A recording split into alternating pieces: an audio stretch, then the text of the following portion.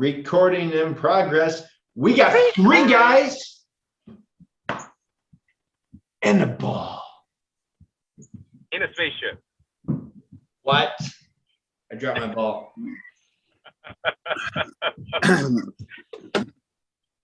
Another Dude, chance. Are you flying a spaceship? I am. You should see it. It's pretty cool. It looks like a Suburban seatbelt.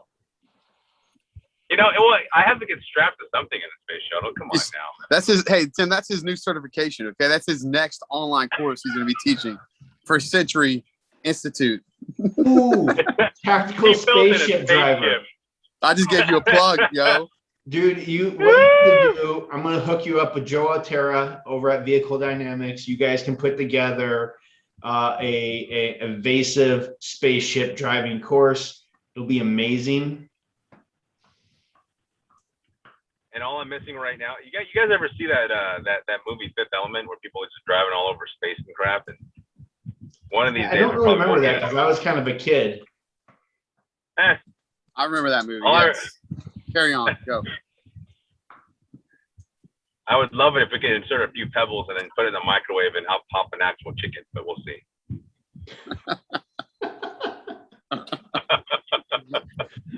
Oh, man. Yes. The magic of Zoom. We can make a podcast wherever we're at.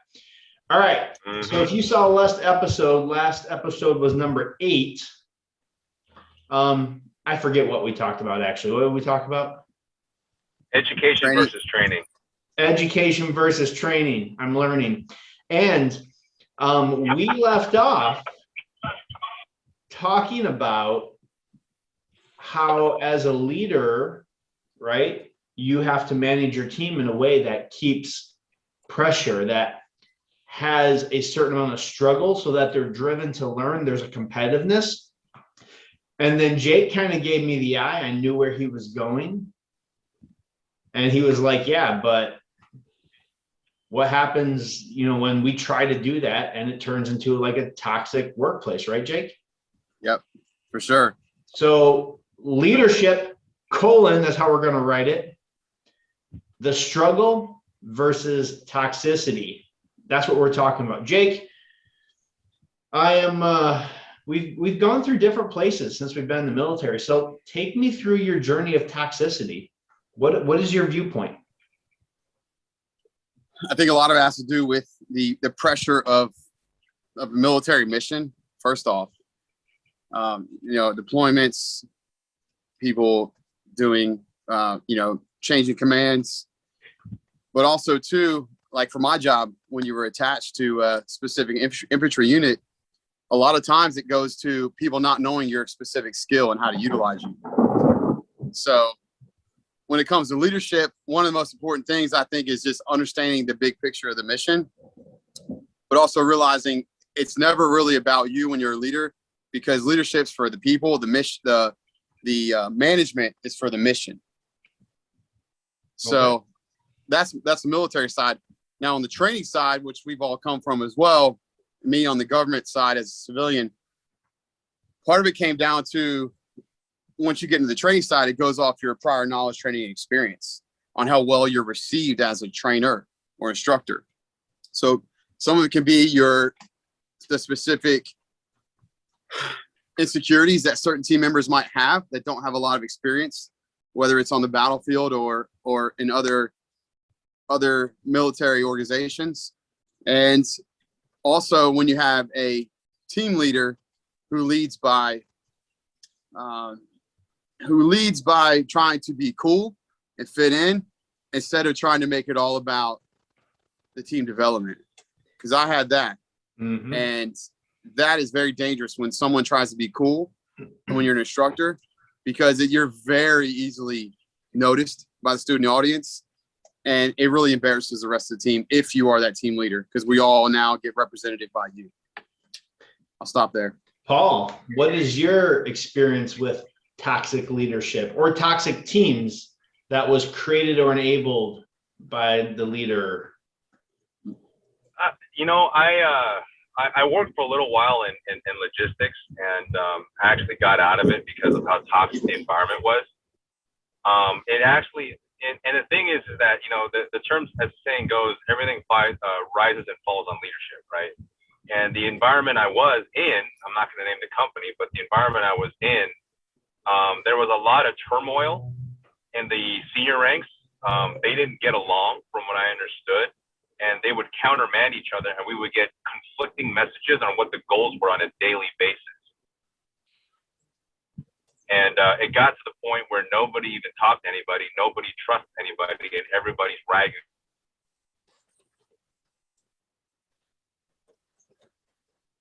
Did he just go through a black hole?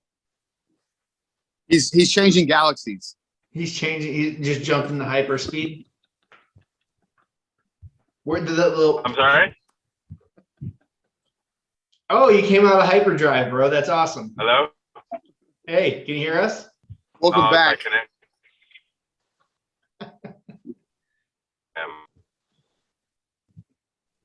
Hang on one second. Did you guys hear anything I just said, or was it just like chirps of stuff here and there? We lost you at the communication side of your logistics. Yep. Feedback. Communication. Nobody trusted each other. Can you guys hear me now? You jumped to hyperspeed. We got you. Oh, okay. Yeah, so nobody trusted each other, and basically, you know, the senior level managers were essentially their only way of, you know, they would always scream, yeah, go team, go team, go team, but it was all through Google Chat. Nobody actually came down here and led. It was like leading through social media. It was the most fake type of leadership. It wasn't even leadership. It was chaos. You know, we had a lot of people that quit. Some people got, you know, some people got fired. And the company was always looking at the bottom line. So, you know, some people got laid off. I just ended up leaving because I just didn't want to do it. I started my own business anyways. But, you know, it was one of those things where, and that's a very recent example. You know, in the military, there was also an example in 2003 when I was in Iraq, where we actually had like a minor mutiny in our unit because our commanding officer wanted to send 2 squads out in the middle of Baghdad when they were still having issues there, you know, like minor pop shots, snipers, and that's when IEDs were just starting to start taking effect. I mean, it started off with Coke bottles taking off toes, but by the time I left, they started to get a little bit more sophisticated where they could actually start doing some damage. And what the commander said was, we need you to go to the center of Baghdad and go to this laundromat and pick up the major's dry cleaning. That was our mission. Yeah. I'm not making that crap up. That actually happened. Yeah, no, actually, that's a pretty funny story too, because I'll just tell a quick story. At the early 2004, when the first rotation of like the third wave, right? Because you had like the invaders that stayed for like 3 or 4 months, then they left. Then we were kind of doing logistics as military police for the invasion. Then we stayed as first peacekeepers. I guess that's what they called us. I don't know. I forget. So our year was up, or almost up, and the new units started rolling in. And I remember we were outside of the DFAC, and this first sergeant, who we'd never seen before, in super, super nice ACUs, of which we didn't have any, came up to like me and one of my buddies and was like, "Soldier, your boonie hat, it is disgusting. It's frayed on the edge. It's dirty. Like, why do you not have a new one?" And we were like, "At ease, First Sergeant. You obviously don't know where the fuck you are." And they're like, "What?" And we're like, "Go back to the TAC."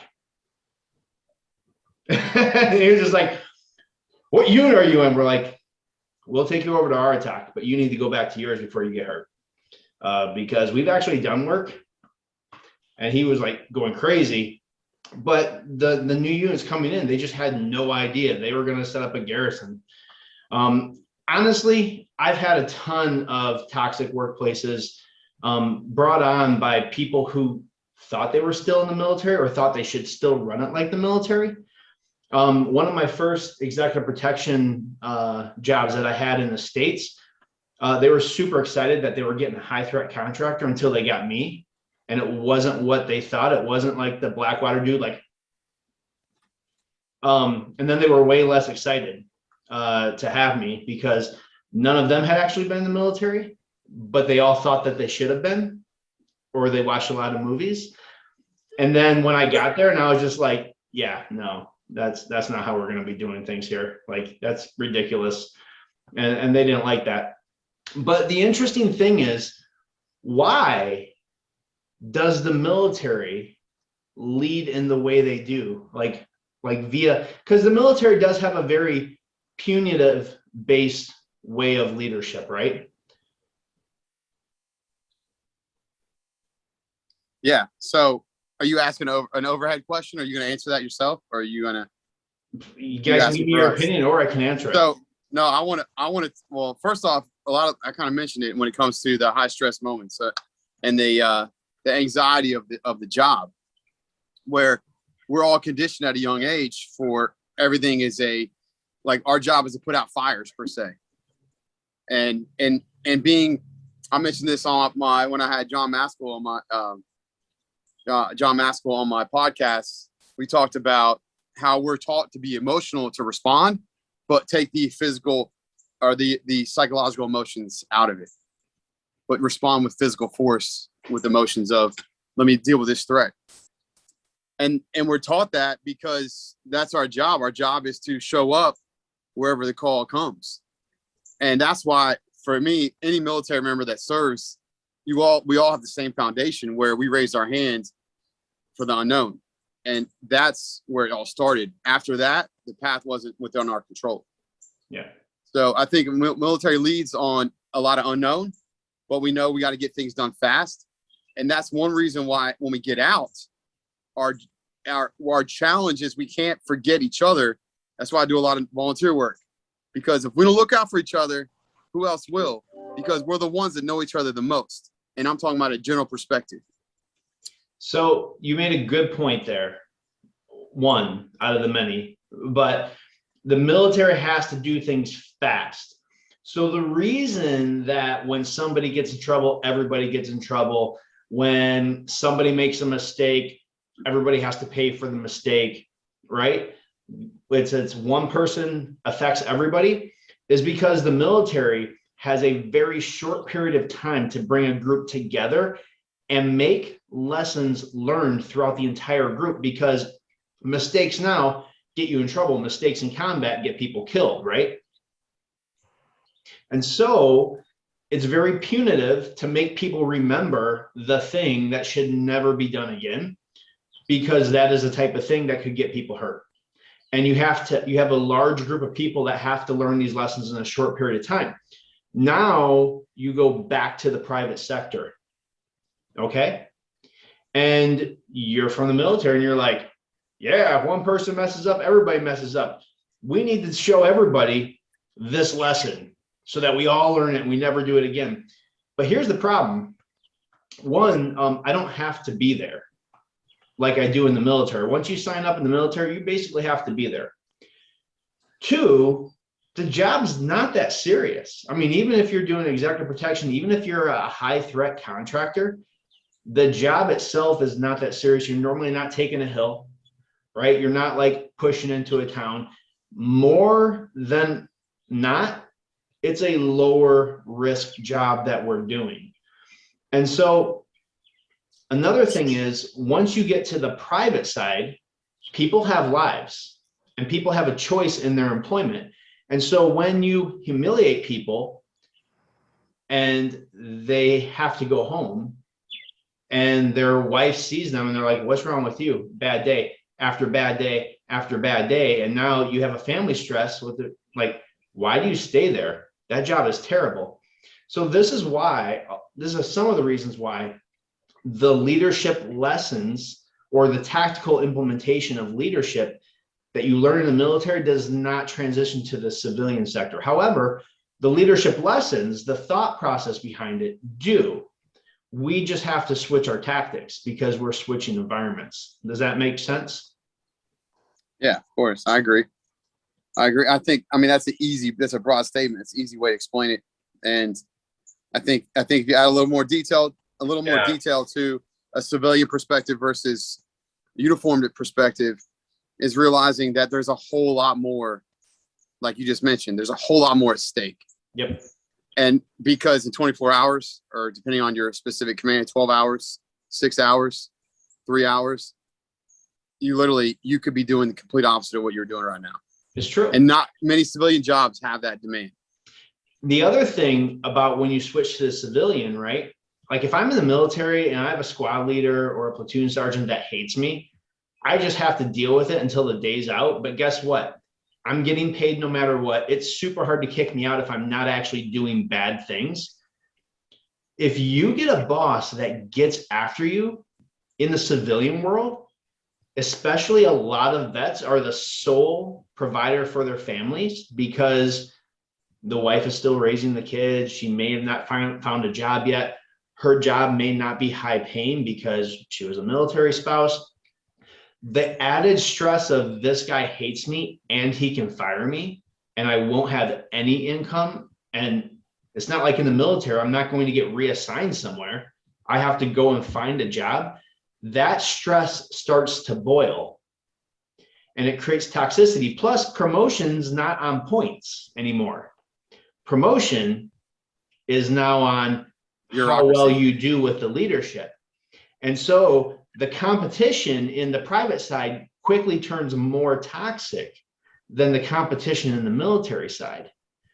Because in the military side, we do competition for bragging rights, but promotion points are king. You either have them or you don't, right? There's either a slot open or there's not. In the private side, there's no points. Seniority doesn't even always mean something. And who knows if there's a slot? The slot could be open, the slot could be closed. Somebody from the outside could get it, or it could be created if somebody likes you. And so the type of stress, internal stress and family stress that comes with a job in the civilian world is incompatible with the way that military leadership implements its leadership strategy. What do you guys think of that? I really think that's a really good point, Tim, because the thing is that what was it right now? The suicide rate is still 22 veterans a day commit suicide. And a lot of them attribute that to, and here's the thing. So I run a course for a nonprofit organization. I teamed up with another lady up in Colorado, and we do healing empowerment, and we bring up different types of things that we can do. And one of them that we kind of push towards our clients is marksmanship, right? And how firing a weapon in a shooting range can be empowering, because especially if you get the bullseye very quickly if you have an instructor that leads you into that goal. But here's the thing, though. We had 2 people in that classroom. One of them, was in the middle of getting a divorce, and the other one was literally on the edge. As in, if she didn't get on that call, that person would have very likely taken their own life. Wow. Or pretty damn close. And I heard it in their voice as they were talking. So it was so concerning that I reached out to the nonprofit organization's coordinator, and I said, hey, you might want to have somebody call this lady consistently, because if she's not on the edge, she's pretty close to it. But that being said is, one of the biggest things that I hear is they can't adapt. And the main reason is because, look, civilians, if they get, if you get promoted as civilian, it's not necessarily that you're a good, in my opinion, I don't think it's because you're a good leader. I think it's because you're good at your job. Right. So if you get promoted from, like, let's say like a welder to like a assistant foreman or something, it's because you show up on time consistently, you do your job, you're a go-getter, and you're really, really good at all the ins and outs. But now you're not managing pieces of metal. You're managing people with feelings, with different lives, with different opinions. Some of them hate you, some of them don't hate you.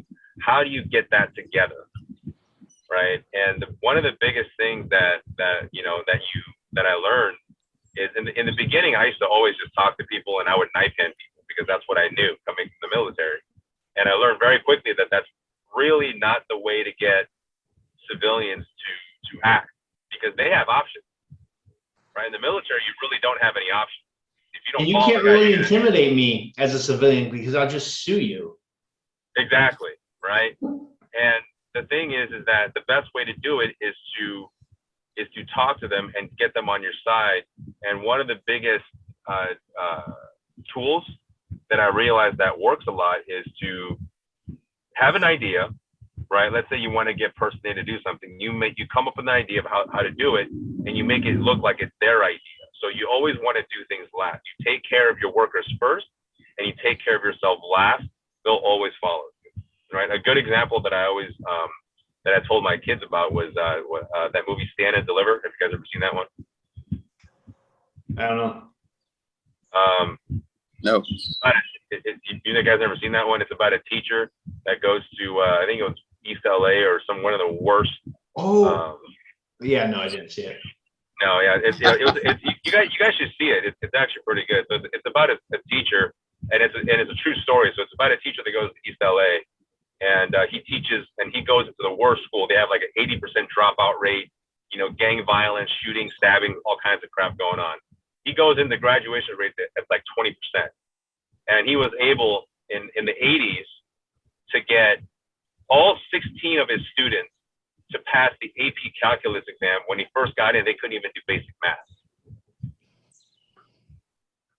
I mean, that is leadership. If you really think about it, that's leadership, because you can go in to a high school where it's full of gangbangers and pregnant teenagers and poverty-stricken people, and you can get all 16 students to not only go to school 5 days a week, but go to school 6 days a week for 12 hours a day and pass an AP calculus exam. And he was able to do it consistently. The number went from 16 to 24 to 32 to 48 to 56, and 100 pass rate. As a matter of fact, in the movie, when everybody passed, they got scrutinized and criticized by the school board, and said that they cheated because there's no way these kids were that smart to pass them all. Wow. Yeah, but I mean, that's the point. The point is that story of that leadership about gaining the students' trust, about making things fun, right? About making it not seem like work. That's what creates a good environment. Now, when you start barking orders, telling people versus asking them, that starts to create toxicity. It creates animosity amongst the go-getters versus the people that just want to get by. I mean, what do you guys think? Yeah, so creativity. Go ahead, Jake. Round us out. I think this should be part one, describing how the toxicity when you transition in from the military government starts, and then part two, we'll start talking about the right way to lead, how to build a team, how to motivate people in the civilian world. Yeah, I mean, so Paul, you said a couple words that stood out. So creativity in the individual who's trying to empower is absolutely one of the top characteristics they need.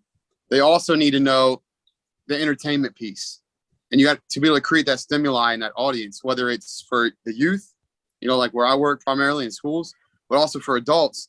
You have to make sure you connect to the creativity with entertainment, because if you don't create that stimuli for them, you're going to lose them as an audience, especially when you're a teacher that they see every day. You gotta, and here's the number one thing. If you're an instructor, this is what, like I was at crop camp last week. If you're not exhausted at the end of the day, something's wrong. Yep. And then the last thing I want to say is we should also do a spinoff to this episode. It could be part 3, where we cover how to prepare organizations and teams, especially in security and in our specific fields, to prepare for the virtual boom of maintaining a team when you're not physically with them, i.e. virtual work, or if I'm in a command central location and I have people out in their little trunk lines working, I got to think about that. It's hard to manage something like that. So that's all I got. Yeah, I hear you guys. Great conversational starter. I think this was a lot of fun. I think a lot of people out there can relate to the different experiences we've had, but even people that weren't in the military, you guys have seen enough movies, enough portrayals of how the military is to kind of understand where we're coming from and see that disconnect, right? And so on the next part, we're going to talk about how to transition that mindset and how to actually lead versus manage in the civilian world, how to motivate people. And we are three guys in a ball, and the three of us, we want you to comment. We want you to tell us how you like our Wilson Trinities.